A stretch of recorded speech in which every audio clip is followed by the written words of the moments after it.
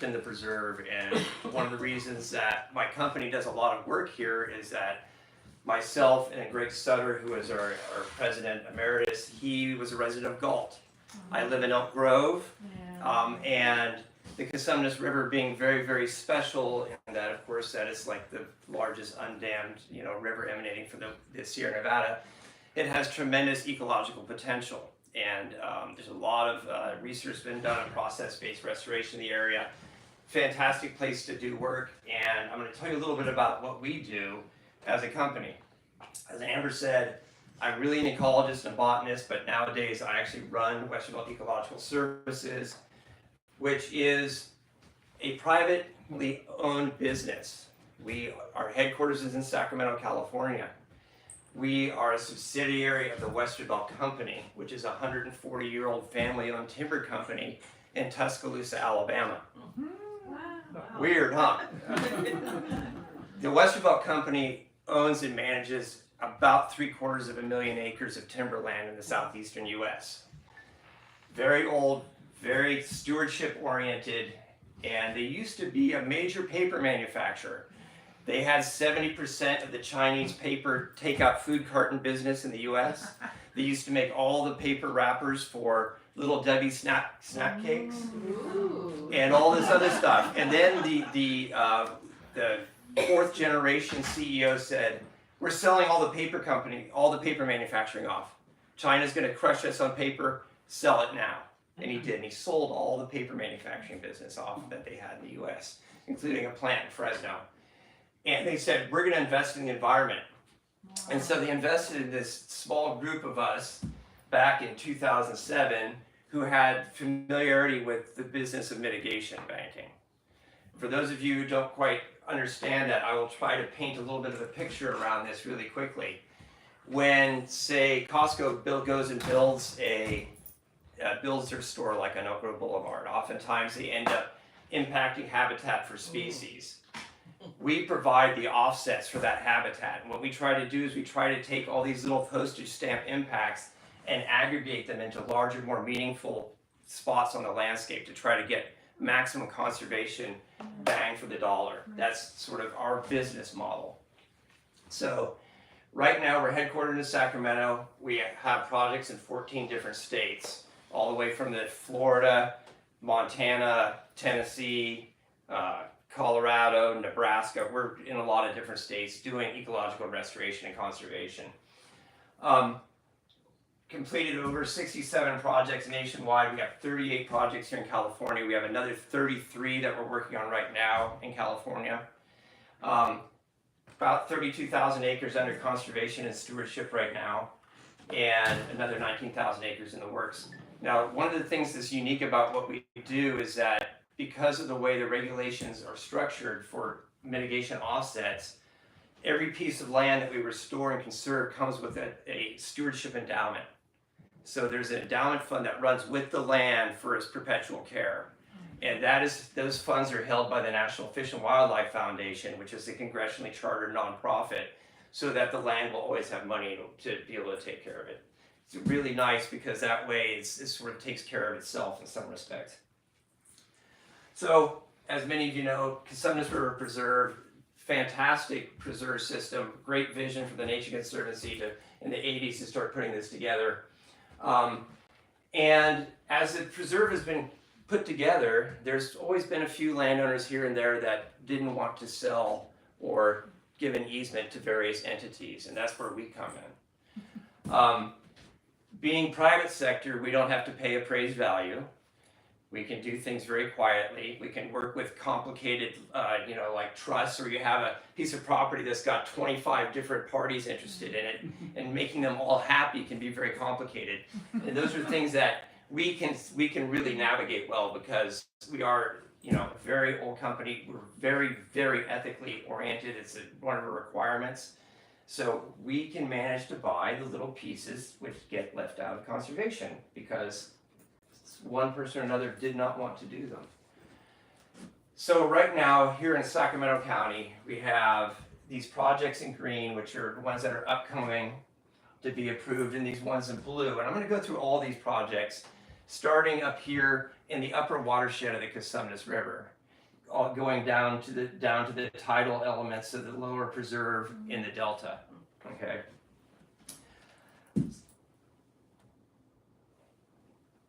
So starting with Van Vleck Mitigation Bank. How many people here have heard the Van Vleck name? There you go. Stan Van Vleck's an attorney.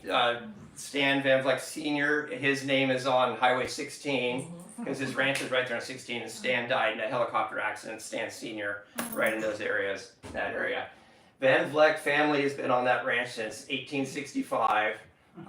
And what was happening when we got started on this project in 2007 is the Van Vleck family, same thing that happens a lot with ranching families, some of the siblings did not want to be in the cattle business anymore. So Stan Jr. had to find a way to monetize some of the land assets in order to buy out his siblings so that he could let them get their interest out of the property. Yeah. So we went in there, we partnered with Stan to do a mitigation bank on 775 acres of his land. What it is we preserved and restored vernal pool habitats, preserved and managed a lot of annual grasslands, which used by the Swainson's hawk, tricolor blackbird, and then in the vernal pools, of course, we have our wonderful little Brachynephila lynchi vernal pool fairy shrimp, one of the listed crustaceans. This mitigation bank we finished in 2009. It took us 2 years to get it established, work out the land deal, and get it built, constructed, and approved. Nowadays, it takes a little longer. It takes us like 3 to 4 years given the California regulatory environment right now. This is essentially the map of all the habitats on the property. The stuff in blue, these are existing wetland features, vernal pools and swales. And then the red features, the pink features are vernal pools we reconstructed on the landscape. So it's no small undertaking. I was actually out on this site while we were building those vernal pools. It took us 8 months over the summer to build all of those and get this whole thing constructed, fenced, and set up correctly. This is an impoundment of Arkansas Creek right here, which is a tributary to the Cosumnes River right outside of Rancho Murrieta. Matt? Yes. Can you point out if does Meese Road go through that? Meese Road is like here. Okay. Yeah. Okay. Yeah. Thank you. Yeah, Meese Road is good. It's a great road too. In the springtime, it's a great road to go for. I use Meese as sort of to help me understand when things are flowering. Yeah. So I drive that in the spring to know how things are going. So without all the garbage on the colors and the polygons, this is what the landscape looks like.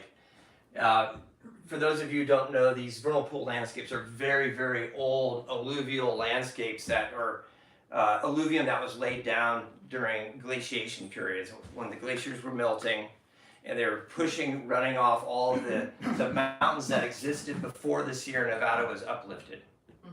So when you drive up towards Rancho Seco, for instance, on Twin Cities Road, all those red gravels and those red dirt, that is actually the alluvium from the country rock or the mountains that predated the Sierra Nevada. Wow.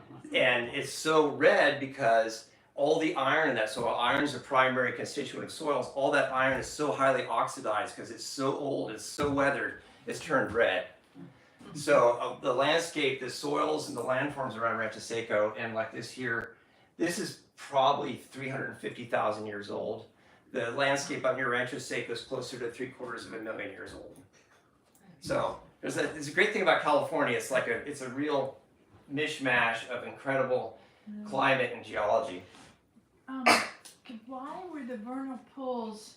Why did you have to restore them? Did they farm it and fill them in, or? So some of that property was damaged during the mining period, and there is also some farming that happened out there, some homesteading and such forth. I would say that Van Vleck Ranch, the way we did that, we have not done it since. It was probably a little bit too aggressive a plan, so to speak. We only built 16 acres of vernal pools out there, but we probably should have done a little less. They all worked, it works, but as far as I'm concerned, my ecological sensibilities hurt a little bit every time I look at that project. You know, you make mistakes in your career, so that was not a terrible mistake, but. Why, you want the water to do something else rather than collect? Yeah, I want it to collect, but it's just for my eyeball. When I see it, it doesn't fit super well with me. I'm a lot more sensitive to that now. Apple Road, this is a 644 acre site, which is on the south side of Meese Road. And this site it's also a vernal pool site where we preserved wetlands and we also constructed additional wetlands. But this corridor through here, and it also extends up there, there's a whole other triangle up there. This was all dredge mined for gold in the 1930s. This area up here is the big gold diggings that you drive through when you go up Meese Road, where the local operating engineers have their training facility now. So this had a legacy of gold mining, and what it did is it created all these vernal pools in here. They function like vernal pools, and they're absolutely loaded with vernal pool tadpole shrimp. So, decades and decades ago, someone extracted gold and left behind habitat for endangered species. So it's one of these things that happens. And we also have a property up near Forest Hill, California, in Michigan Bluff, which has the largest known population of California red-legged frogs in Sierra Nevada. They are all living in ponds created by the hydraulic mining of the deposits near Michigan Bluff. So they're also in this anthropogenic landscape. So, sometimes you think, oh, that was terribly damaging, but in some ways it worked out fairly well for the species in both those situations. So Apple Road, we once again preserved and established vernal pool habitat, annual grasslands, multiple species, listed species there. And also, we have repeatedly had a pair of nesting bald eagles there for the last 3 years, and they're successfully fledging birds, all off of these cottonwood trees, which grew up where they did the dredge mining. So there would be no cottonwood trees on this landscape except for the gold mining that occurred during the 30s. And now these bald eagles are nesting out there. We also have swings and sock nesting out there, but bald eagles are way more charismatic. Matt? Yes, sir. Where the gold mining, where the dredging was done, is there any toxicity? Is there mercury? No, we tested it for mercury, and it came back negative. The thing about mercury in gold mining is that what happens is it goes through all the leftover rock and it ends up pooling in one location or two locations. So unless you hit those exact spots, any soil tests generally end up being negative. So I wouldn't doubt there's probably some legacy mercury out there. Thank you. Yeah.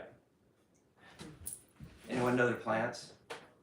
That's hogwalla starfish. It's a great name. It's in the sunflower family. It's about that tall, about that big around. It grows in heavy clays. Really cool plant. If you ever go out and look at vernal pools in the springtime, try to keep an eye out for that one. It's kind of neat. Hogwalla starfish. So, flowing downstream, we're now down in the lower preserve. This is Twin Cities Road right there, and we're sitting over in here somewhere. And these are some of the projects we have in the local area. So we started out here at Casumnas Floodplain Mitigation Bank, which is 500 acres, which is this property right here. New Hope Road's right down here. That's Casumnas. And then we have a Valley Elderberry Longhorn Beetle Conservation Bank on Wendell Flint's property south of Twin Cities. We purchased this not too recently from the Johnson Liebig family. And then we have McDonald Ranch and then Zacharias Ranch over there on Snodgrass Slough. And I'm going to go through each of these to kind of give you a little bit of background. So Nicholas Ranch, Wendell Flint has had a long involvement in the preserve, and in fact, a lot of his family's ranch is now under easement, one form or another, in the preserve as well. And he had a little piece of land, this 42 acres, which were not under easement that was left. And he was also retired and he needed a little more income, I believe. And so we said, hey, why don't we work with you to put in a Valley Elderberry Longhorn Beetle Bank? A lot of words. And VEL, for short, is, this endemic beetle which lives in the larval stages live in the pith of the elderberry plant. And a lot of habitat for the elderberry beetle has been lost over time through flood control projects and conversion of riparian areas to agricultural land. And there continues to be a lot of impacts to valley elderberry longhorn beetle habitat due to levee improvements. I mean, we all need levees to keep ourselves safe, and so elderberries tend to grow, especially love to grow on levees, so there's still quite a bit of need. And so we constructed this bank, first elderberry bank that had been put in quite a while, because there was a period where there was a lot of discussion around the beetle might be delisted, might be taken off the endangered species list. So we didn't want to go and invest in something that was then we're never going to be able to get our investment back on. But nonetheless, it stayed listed. It's still listed today. We planted this property in 2017, and just like every other spot in the lower Cosumnes, everything grows really well, especially native plants and native trees and shrubs. We planted roughly 11,000 or 12,000 trees and shrubs out there. And in 5 years, we met all of our performance standards. And in 6 years, we had completely, basically earned our money back on it, which is pretty unusual for us. We have our projects, some of them do really well and the other ones don't do well. So we have this portfolio. Some are really great, some aren't so great, and all hopefully it works out at the end. And this is what it looks like today. I mean, there are cottonwood trees out there, which, are now 8 years old. Some of them are 35 feet tall. So it's a very productive site. Sorry, can you just explain what you mean about getting the money back? So how that works? So, okay, let me explain. I also give this thing on the business of banking, but I'm not going to do that to you entirely. But so essentially what we do, Westervelt Ecological Service is literally, we're a bunch of ecologists, which means we're probably really dangerous around money. So we have a parent company, the Westervelt company that I talked about. Well, when they got rid of their paper mills, they said, we want to invest in you guys. This was in 2007. Here's $50 million. Go out and spend this as fast as you can on conservation projects and get us a return on that investment. And we're like, oh, that sounds great. Let's do this. And so we went and spent a bunch of money. And then we worked really hard and to basically establish these banks. So say we go and buy a piece of land for $1 million. Then to get it approved so it can sell credits takes us a couple years and probably another $400,000 in people time, attorneys, studies, engineering, and all that. And then we get the bank approved. Then we have another $1 to $2 million, up to $4 million investment in the endowment that we have to put in. And then we can start selling credits. Those credits, that's when we sell a credit to like the Costco developer, Right. that helps pay down the money we borrowed. We're like taking out a mortgage. But so it's the state, it's like somehow there's something regulatory that is allowing this crediting process, right? So. Exactly. So like this property is approved by the U.S. Fish and Wildlife Service as potential offsets for valley elderberry longhorn beetle. We're not guaranteed that we can use those credits. So if the service says, Costco developer, yes, you can buy these credits, they will buy them from us because Costco does not want to do anything to do with growing elderberry beetles. Now, at the same time, the U.S. Fish and Wildlife Service also can say, no, Costco, we're not going to let you buy those elderberry credits. We want you to do your own project. Okay. This project right here, the Cosumnes Floodplain Bank, is authorized by California Department of Fish and Wildlife, NOAA Fisheries, EPA, Army Corps, and California State Water Board. So the developer is basically, is this the money that they're paying for a permit from the agency or? No, they get their permit and their permit comes with conditions. Right. And they say, here's your permit, go ahead and build this as long as you fulfill these 16 conditions. Right. And one of them is provide us with 10 acres of elderberry, valley elderberry longhorn beetle habitat, or buy an approved credit from some other entity. So what is the credit? Is that a unit of what? It's a unit of area.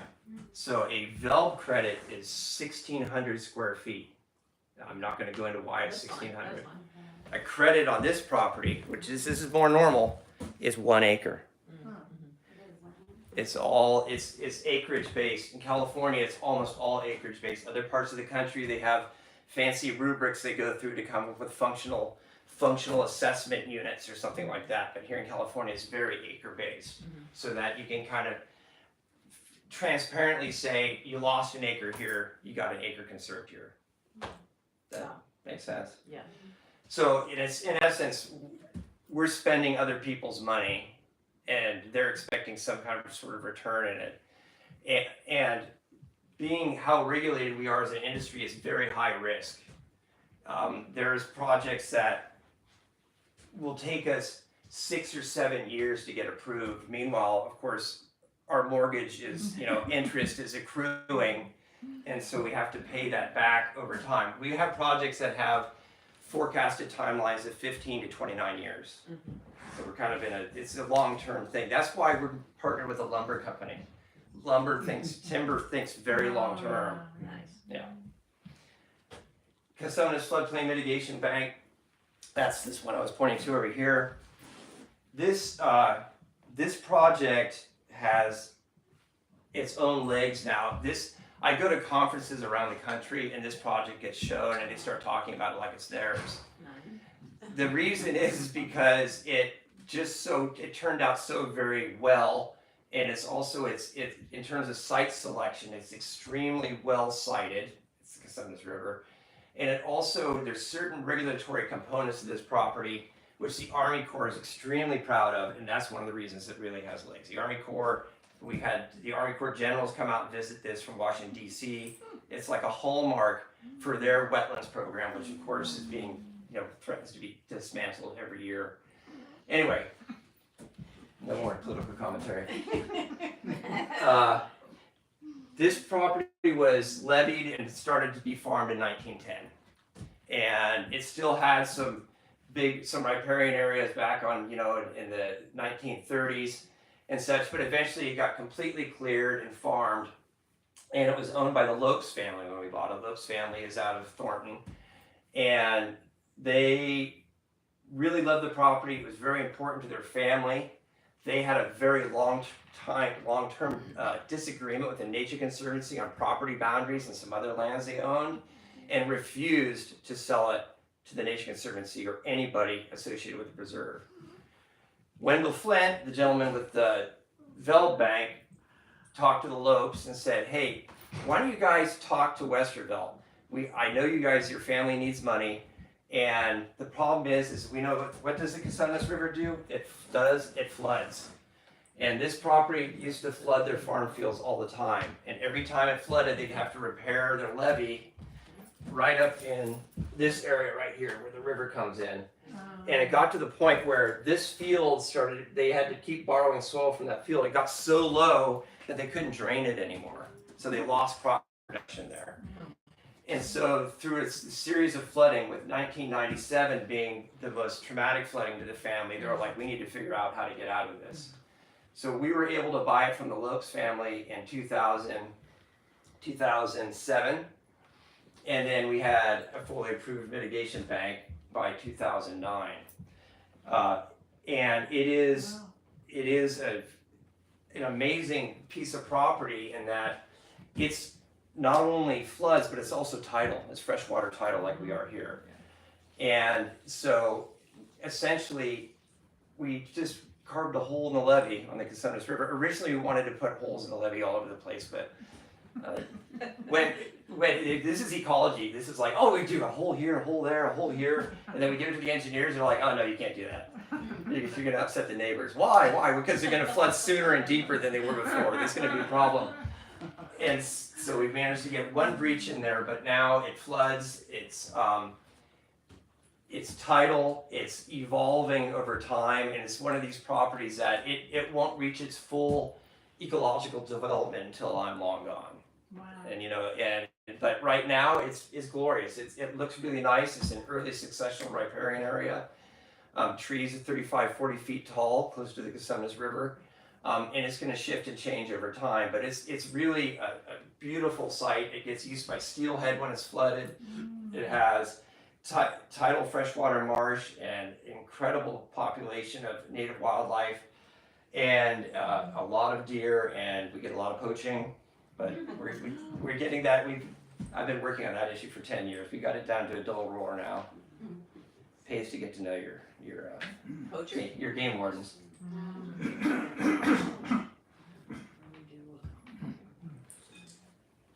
I don't know what that is. Oh, that's it. Bobcats. Oh, yeah. Yeah. We have a lot of wildlife cameras out there, and I was trying to find this video of this family of otters playing on a levee. It was amazing. That is fun to watch. Yeah. And so how many people are bird people in here? Yeah, I figured a lot of bird people. I'm a botanist, and birds are like, I'm always looking down, and the real guys are always doing this stuff. Yeah. But anyway, in our 2024 Christmas bird count, there's 72 species and 900 birds there. It's really a pretty spectacular site for birding. This is another thing that's kind of a bummer about mitigation sites, is that we have to pre-identify the level of public access, and it has to be controlled. Like this property in our management plan, I think we can have only a maximum of 25 people at a time. And it has to be for educational or scientific research purposes only. And this is not uncommon across the country. Mitigation sites are truly meant to be absolute habitat reserves. That's the idea. Yeah. Johnson Casumnas Mitigation Bank. This is a new one, which is just off that map. This is right along Twin Cities Road. The Johnson family, which Mike Johnson still lives within the preserve and farms rice and cattle. This property was one that was tied up once again with multiple family members and difficulty with that. And the conservation fund, which we work with quite a bit, tried to purchase it.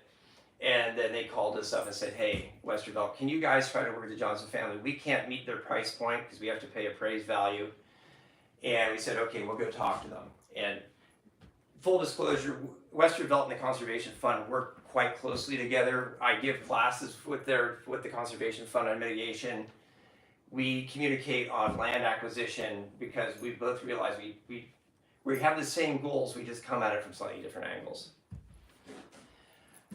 So it's a 217 acre site, once again, right on the Casumnas River. So this is the TNC's Oneto Denier property up here, where they did some experimental restoration. This is the two arms of the Casumnas River come down this way. That's the main channel. This is sort of an overflow channel. And as you can see, in 1937, it looked a little different. It took a long time for them to reclaim this for farming because of the way it flooded. But of course, by 2020, or probably, I think it was like 1965, it had been completely cleared. And Mike Johnson had been growing Sudan grass out here for seed. He made pretty good money on it. He's kind of sorry to see it go, but he also said, look, we have to get this property out of our family so we can make the rest of the family members whole. So we were able to buy it, and right now it is working its way through our approvals with U.S. Army Corps of Engineers, Department of Fish and Wildlife, Sacramento County, EPA, Regional Water Quality Control Board, and the Central Valley Flood Protection Board. This is basically, we started our land negotiation on this in 2020. And we should have this approved hopefully by the end of 2025. That's 5 years just to get it to that point. Many millions of dollars invested. We will not be constructing the summer of 25. That has already been pushed to 2026 because of a delay in one of the permits with the county. Once again, but it's going to be restoring floodplains. This is sort of the concept. This open grassy floodplain with scattered oaks and riparian, which is how it was historically based on historical research. And then we're also basically going to be breaching there's farm berms along each channel of the river here. So we're going to kind of degrade those so that flood flows have an easier access to the floodplain. And as we've noted, as has been studied on the Casumnas Preserve and elsewhere, Floodplains are incredibly important to the food web and nutrient cycling dynamics of waterways and the delta, and extremely important for our native anadromous fish like steelhead and salmon and such. So that's yet another project, 215 acres. Excuse me, Yes. so the Costco, the other corporations that need to buy these offsets, is that, do they then own like a share, that offset share, and can sell it to another corporation Nope. at a time, or? It's is it a one singular time? transaction, and they get nothing but a piece of paper and some relief. So it's a one-time transaction, you can't, sell it again, and, it's. Nope. They get a building permit. They got a building permit, yeah. right, there We you often go. say that we sell regulatory relief, Yeah, right. is what it is for them. And we started at one point making little plaques with a picture of the habitat and sending that to our clients until we got one sent back to us, and it was very harshly worded saying, do not ever try to remind me of this, because they're very expensive. Just so you know, like 1 acre, 1 credit at McDonald Ranch is probably gonna be $250,000. So it's very expensive. So they feel like they're being extorted a bit, but they do know that without those credits, them getting their projects moving forward is probably nearly impossible. Matt, Yes. on that, so I have a residential building project behind my house. Uh-huh. And to get the permit for that, the builder had to put some money aside for a mitigation site somewhere off county. Who is it that told him to do that? Is it the local planning department? Who's pushing for that? It usually comes from several different directions. It will come from the local planning entity, like through CEQA, California Environmental Quality Act. That's where the county or the local municipality will require mitigation. Like say if they impact a wetland, CEQA document will say, thou shalt replace that wetland with the following conditions. Then they go get a Army Corps permit, and the Army Corps permit most of the time will sort of mirror the same types of conditions in the CEQA document. So they'll have it from multiple areas. And they may also get the same thing from the Department of Fish and Wildlife. Says, you impacted a wetland, we want some wetland back. Regional Water Quality Control Board will say, you impacted wetland, we want some wetland back.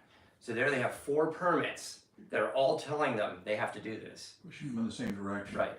And that's why we have so many entities approve these projects, so it meets each one of those permits. It's uniquely Californian. Yeah. Other parts of the country, it's not this complicated. Of course. Yeah, no. Nebraska, no, not so much. Yeah. You said that those, like, the credits fund for your restoration project in perpetuity. How is that possible? So the credit price is designed to, one, pay off our mortgage, okay? It also pays for us to manage it and maintain it while it's developing. And it also pays money into this stewardship fund or endowment. Wow. And then so once all the standards have been met and this project's been deemed successful by the resource agencies, we don't determine that, they do. And they all have to agree, which is also fun. Then we can start using the endowment for long-term stewardship. Okay, so like, if you'd like to think about it like this, a portion of each credit sale goes into feeding that endowment to make it whole. And then the endowment, since it takes multiple years to fill it up, it's adjusted every year based on CPI. So if it was $1 million 10 years ago, think of what it would be today. So every time we make a contribution to it, that contribution has to be adjusted by CPI. So it adds up fast. I mean, I deal with numbers now that I never thought I'd ever deal with. But I like doing this stuff, so I'll put up with it. This is the McDonald Ranch. This is New Hope Road over there. This is this Grizzly Slough project, DWR right there. And then New Hope comes down here and kind of goes this way. And Cost Road is down there. This was irrigated pasture land owned by Billy McDonald. It was part of his cattle operation. He really wanted out of California. We tried to buy it from him several times over the last 8 years.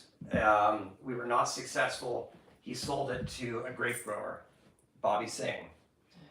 Bobby started getting it ready to put it into grapes, and the grape market went, and then he pulled out.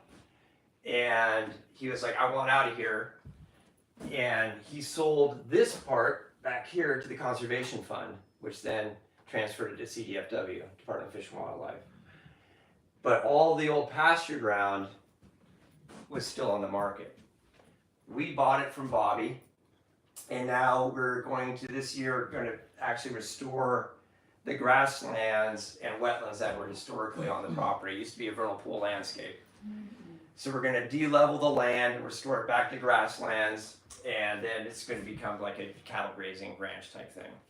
Did you say D-level? De-level, because it's all been leveled for, so it irrigates well. Now we're going to take it and reverse all their hard work. Yeah. That water flows nice. It flows real good, yeah. So we're gonna go mess up all McDonald's hard work. And we're basically, this is one of these properties where we've been thinking about it so long. When it came on the market, we just had to buy it. And we bought it, and we go, what are we gonna do with it? Which is a bad business model. And so in fact, we've been told my CEO said never ever to do this again. So, but we're getting there. We're building projects. We're going to restore it. It has a nice house on it. So eventually, when we're going to sell it to somebody who wants the house, and we'll take care of the land. That's its end game. But it will be pretty cool. And it's yet filling in yet another little piece here. You know, what the idea is connecting all this green together, right? Last but not least, Zacharias Ranch. This is a roughly 600-acre property on Snodgrass Slough, owned by the Parker family. Recently, we own it now. Bill Parker and his brother, Jim. Yeah, you know Serrano, El Dorado Hills? Yeah. Greenhaven? Yeah. Yes, they're them. That's them. That Parker, Wow. Yeah, that Parker. They have a few bucks. They got a few bucks. And they're incredibly good businessman. We were our negotiations on this property took 3 years with those guys. It was very, I mean, I've been working with Bill Parker since the 90s when I was working on Blue Ravine and Folsom and in Serrano, El Dorado Hills. Very good guy. He actually has a really good conservation ethic, but he likes to make money as well. Anyway, so we have Zacharias Ranch. It's fully approved by US EPA, NOAA Fisheries, and Army Corps of Engineers for wetlands and some fish values.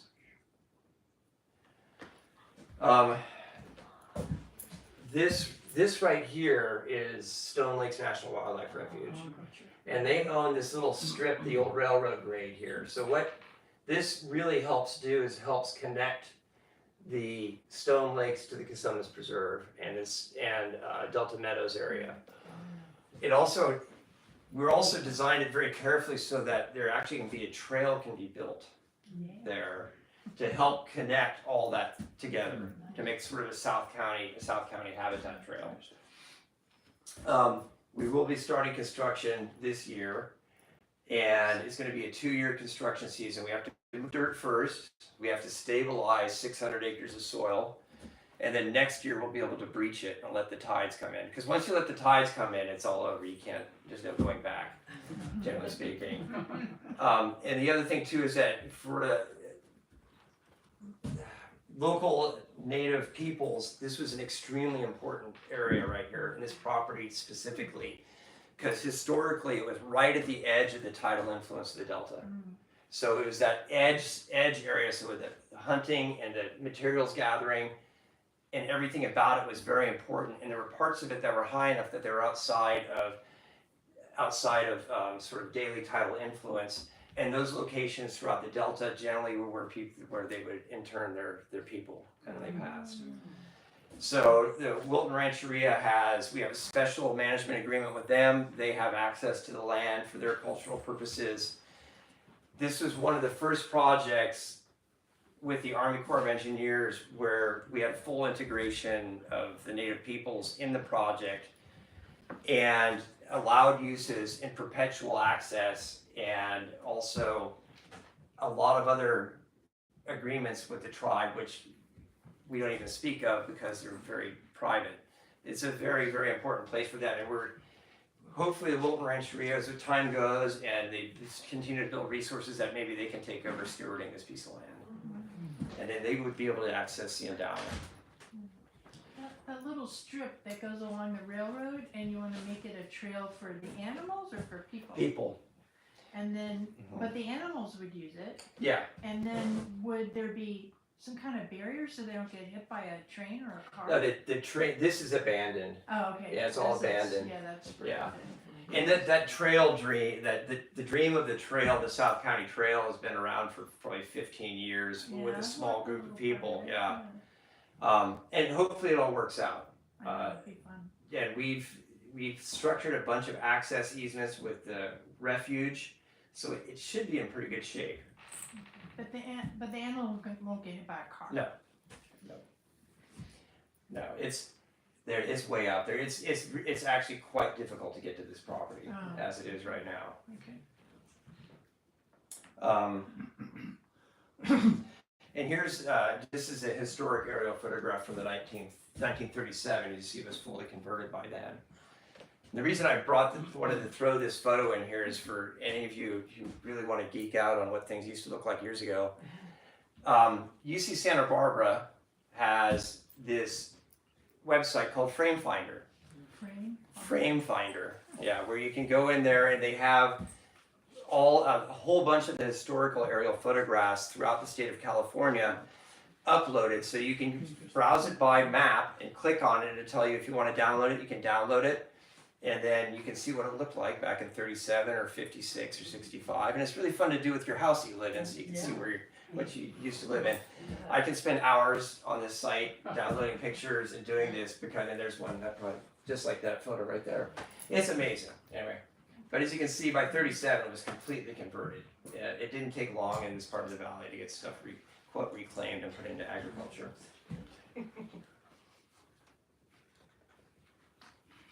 And this is the concept. This is a nice hand rendering. It's basically, it's going to turn into marsh, tidal marsh, freshwater tidal marsh. And historically, this would not have been tidal marsh. And in a lot of the delta, that usually is because why it can't go back to tidal marsh is because it's heavily subsided. Well, what's happened here, this is not subsided, but the Delta Cross Canal, are you familiar with that in Walnut Grove? The way that's operated, it's actually increased the tidal prism and the tidal water surface elevation here, so that this will all be tidal marsh instead of historically, like I said, it was on the edge of the tidal marsh in the delta. So our water management system in the state of California for water quality and for protecting salmon has also inadvertently upset the ability to restore this back to exactly what it was historically. That's it. No crayons.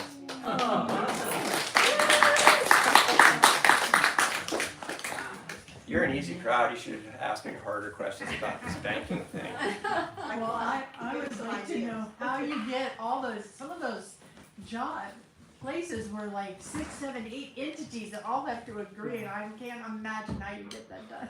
Yeah, what I tell a lot of our staff is I go, you need to become extremely